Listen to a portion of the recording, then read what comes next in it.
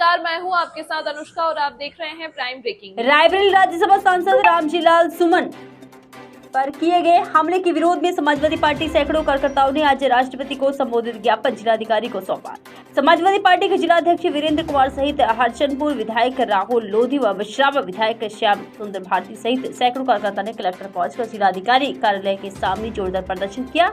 Samajwadi party के विधायक ने प्रदेश सरकार पर गंभीर आरोप लगाते हुए कहा कि समाजवादी पार्टी का कोई भी कार्यकर्ता अगर फेसबुक पर कोई भी बात लिख देता है तो तुरंत उसके खिलाफ गंभीर धाराओं में मुकदमा दर्ज होता है, लेकिन एक सांसद के ऊपर बीच सड़क पर जिस तरीके से हमला हुआ सरकार की अपराध के प्रति इस टॉलरेंस की नीति पर सवाल खड़ा करती है। सरकार आरोपियों को गिरफ्तार करने की बजाय उनका बचाव कर रही। आज ज्ञापन देने हैं, क्या मामला है? हमारी मांग है कि जैसे यहाँ इस देश में केंद्र और राज्य सरकार मिल करके जिस तरह से दलितों का उत्पीड़न, वंचितों का उत्पीड़न, पिछड़ों का उत्पीड़न कर रही है, अभी हमारी पार्टी के राष्ट्रीय महासचिव और सांसद श्री रामजीलाल सुमन के आवास पर तोड़फोड़ की गई। उनके ऊपर प्राणघातक हमला किया गया जब वो भ्रमण पर थे और इन सब बातों को लेकर के उच्च स्तर पर इसकी शिकायत हुई और चूँकि वो सांसद हैं तो उनकी सुरक्षा देने का पूरा प्रयास सरकार को करना चाहिए, लेकिन सरकार प्रयास न करके और ऐसे अराजक तत्वों पे कार्रवाई न करके उन अराजक तत्वों को संरक्षण दे रही है, बढ़ावा दे रही है।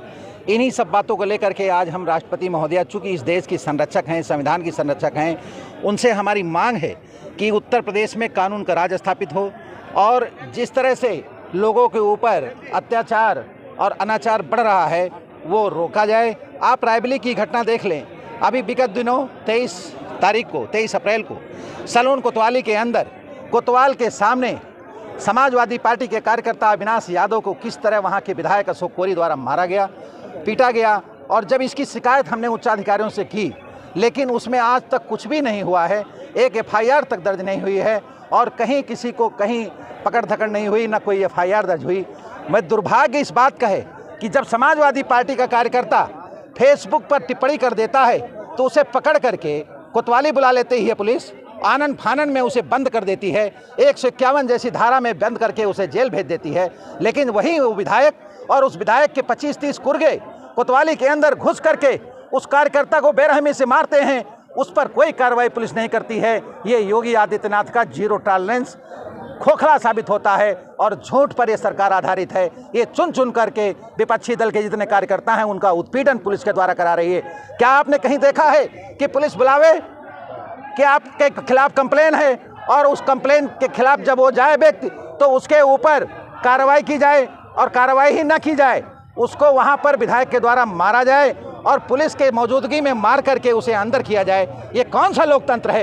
ये कौन सा लोकतंत्र की बात योगी आदित्यनाथ और भारतीय जनता पार्टी करती है? भारतीय जनता पार्टी की सरकार में लोकतंत्र शून्य हो गया है और अपराधियों की बाढ़ आ गई है। चुने हुए विधायक खुलेआम अपने विपक्षी दल के लोगों को मार पीट रहे हैं। ये कोई कानून है? ये कानून नहीं है, कानून की धज्जियां उड़ाई जा रही है। हमारी मांग है कि इस देश में कानून का राज स्थापित हो, महामहिम राष्ट्रपति महोदय इसमें हस्तक्षेप करें और रामजीलाल सुमन को पर्याप्त सुरक्षा दी जाए और जितने भी PDS समाज के लोग हैं, जितने भी PDS समाज के नेता हैं, कार्यकर्ता हैं, उनको संरक्षण दिया जाए और उनको सुरक्षा दी जाए। यही हमारी आज राष्ट्रपति महोदया से जिलाधिकारी रायबरेली के माध्यम से मांग है।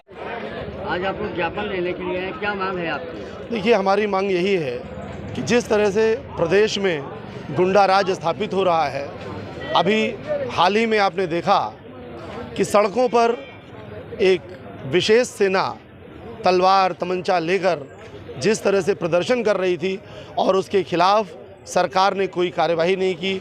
एक दलित सांसद के काफिले पर जिस तरह से पथराव किया गया, उससे ये गुंडा राज पूरी तरह से प्रमाणित होता है। और आप सबके माध्यम से हम सरकार से यही मांग करते हैं कि इस प्रदेश में अमन चैन कायम हो और जो इस तरह की ताकतें हैं, जो इस तरह की हरकत कर रहा है, उसके खिलाफ सख्त से कार्रवाई हो और उनकी जगह जेल की सलाखों के पीछे होनी चाहिए।